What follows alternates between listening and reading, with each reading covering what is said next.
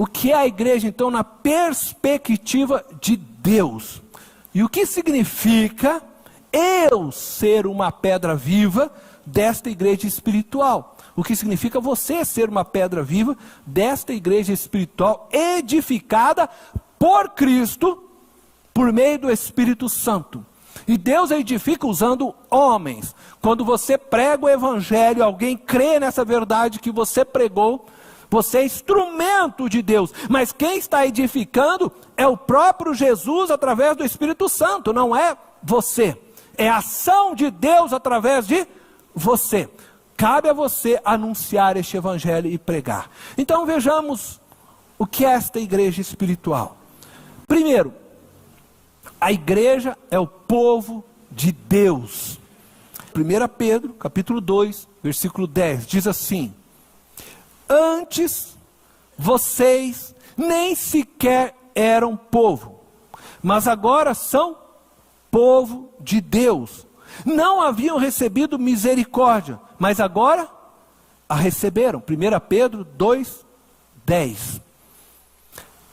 Veja só, a igreja é constituída pelo povo que Deus escolheu para servi-lo e adorá-lo. Essa escolha é feita a partir da confissão de que Jesus é o Cristo, o Filho de Deus. Portanto, Jesus Cristo é o referencial único para que Deus possa nos escolher. Não existe salvação fora de Jesus.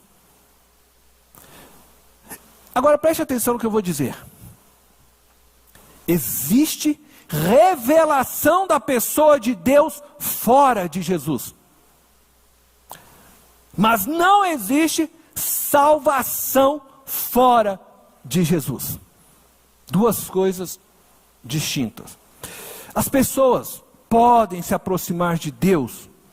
Preste muita atenção no que eu vou dizer. Senão depois você vai dizer que o pastor está ensinando heresia. Preste muita atenção.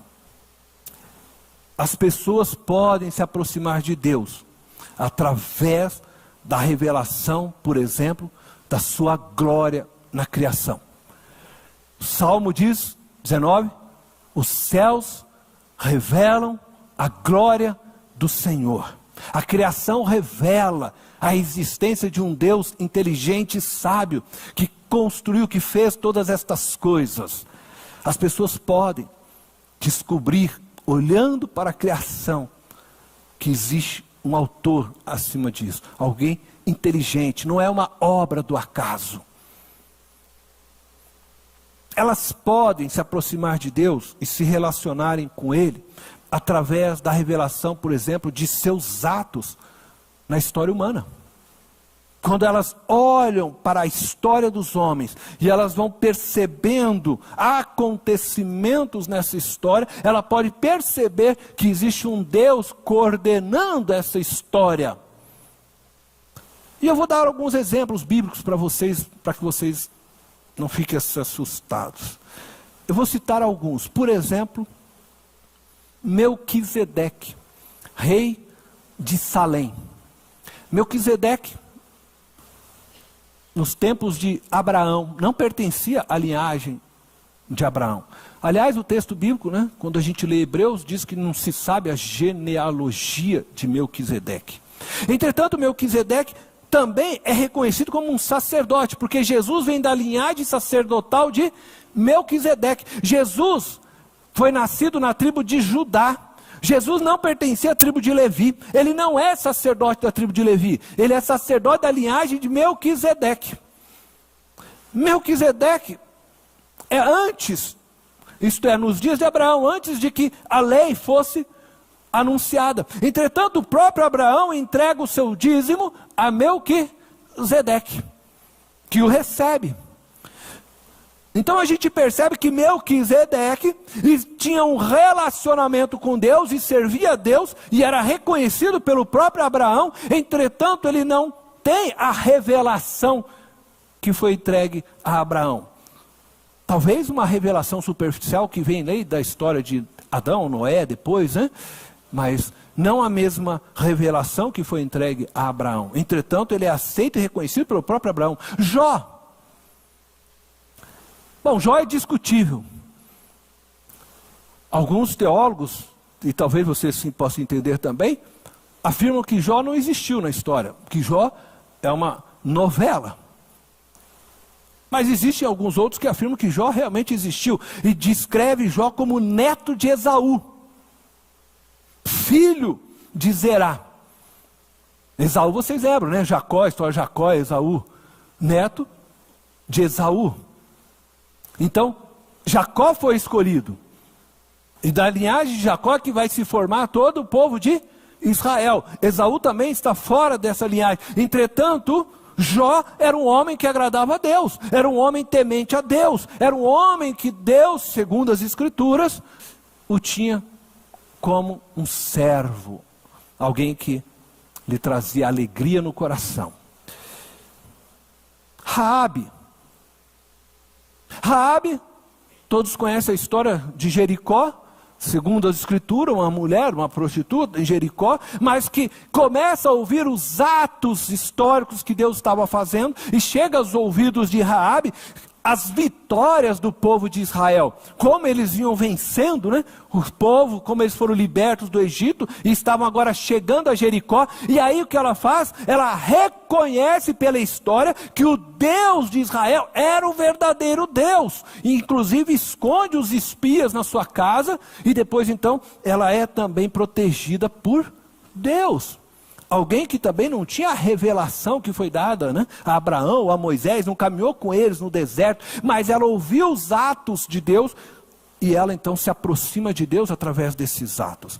Bom, todos estes homens viveram no Antigo Testamento, todos estes homens não tiveram contato a respeito de Jesus, mas nós cremos sim que todos estes homens foram salvos, inclusive Raabe, inclusive Ruth, Moabita, porque depois aparece na linhagem do próprio Senhor Jesus Cristo. Mas tem um personagem que mais me intriga de todos. Porventura o seu nome é Cornélio. Cornélio, um romano.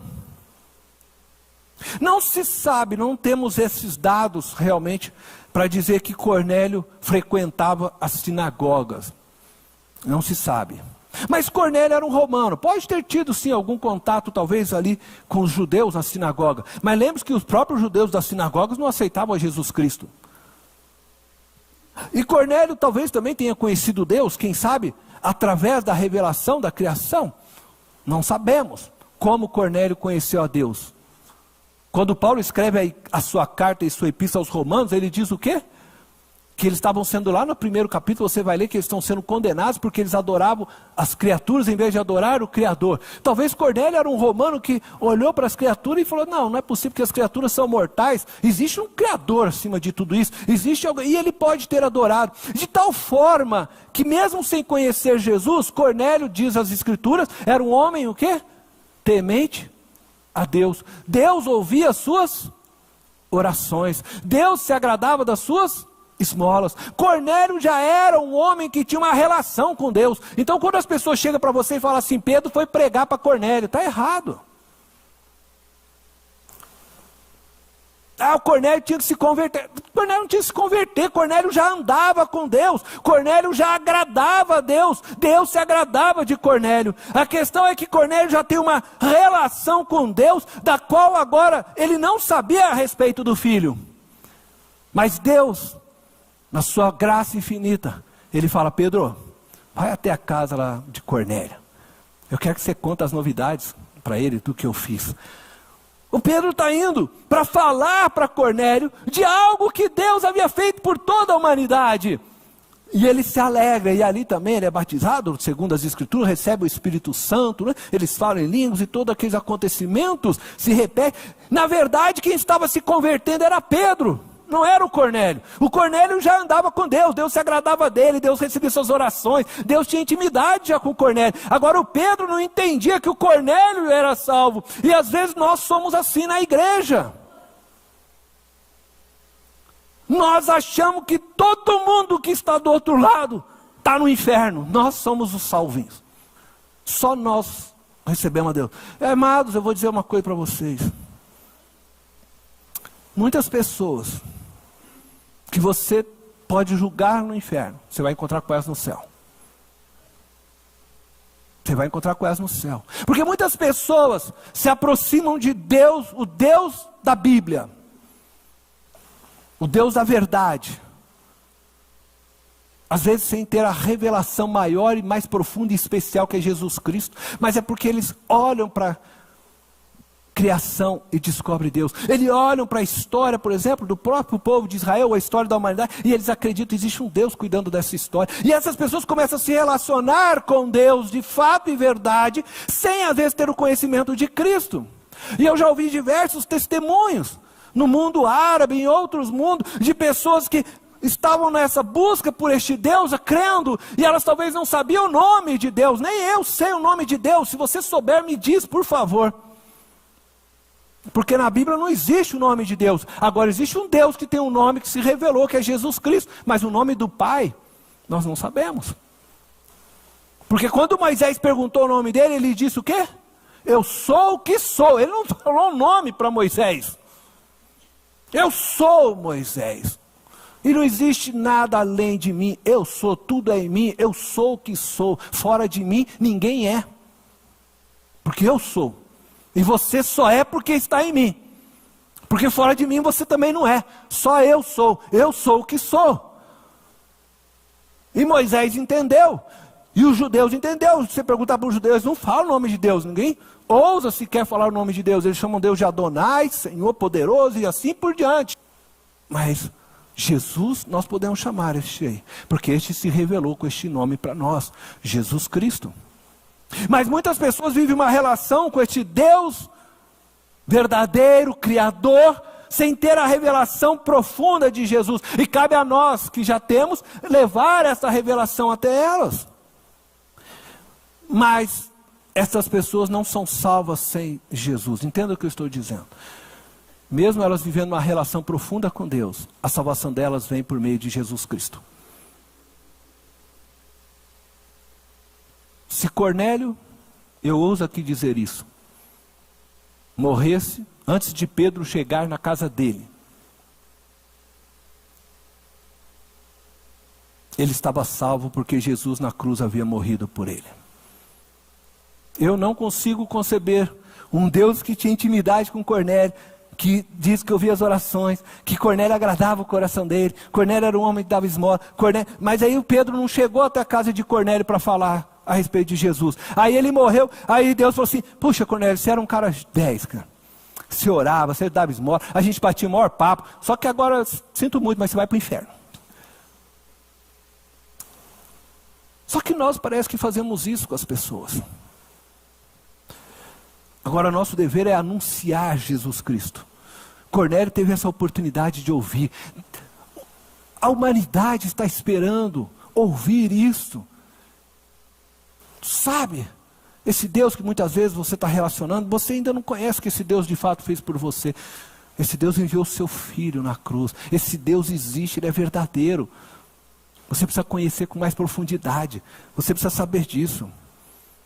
A partir da encarnação e morte de Jesus, o desejo de Deus Pai é que todas as pessoas o conheçam plenamente por meio do seu Filho Jesus, para que elas possam alcançar então a salvação e viverem com Ele um relacionamento de pai e filho. Aqueles que se relacionam dessa forma sem Jesus com Deus, é um relacionamento mais distante. Elas não sabem sequer como comunicar com Deus. Elas não têm ainda o conhecimento de que o véu foi rasgado, de que elas não têm culpa nenhuma. Muitas vezes elas ainda estão tentando fazer coisas para conquistar Deus, mas Deus já deu o passo para que elas vivam um relacionamento profundo com Deus. Por isso eu e você precisamos falar de Jesus, mas nós precisamos olhar para essas pessoas com os olhos de Deus. Jesus Cristo é o sacerdote da linhagem de Melquisedeque. Graça. Não é da linhagem da lei. Ele cumpriu toda a lei, mas ele é da linhagem de Melquisedeque. Ele não estava preso à lei. o seu sacerdócio se estende a todo lugar, a toda a humanidade. Não era apenas para Abraão, é para todos. Aqueles que ouvem a voz de Jesus Cristo através do anúncio do seu Evangelho, que o reconhecem como Filho de Deus, como Senhor sobre suas vidas, como seu único Salvador, estes são contados como escolhidos por Deus em Jesus, para fazer então parte de sua igreja. Eu espero que você tenha conseguido entender o que eu falei. Eu sei que é um pouco complexo às vezes para ouvir, mas eu espero que você tenha entendido o que eu falei. Salvação só em Jesus, porque Jesus morreu por todos, desde Adão até o dia que ele voltar. Ele morreu por todo ser humano. Todo ser humano é salvo somente por Jesus. Todos precisam entender isso e aprender disso. Todos precisam compreender essa verdade. Mas nem todos tiveram a oportunidade de ouvir a revelação que nos foi dada. E por isso nós somos devedores para essas pessoas, como diz o apóstolo Paulo. Nós precisamos falar disso. Precisamos falar que Deus enviou o Filho, que não existe mais culpa, que você está livre, porque Cristo pagou o preço dos pecados. Ele providenciou salvação. Nós precisamos anunciar, porque se as pessoas não tiverem um encontro com Deus, através da revelação que Ele fez, seja ela geral ou especial, elas não conseguirem ter esse encontro com Deus, elas vão morrer e vão ser lançadas à morte eterna, à condenação eterna. Cabe a nós anunciarmos essa salvação.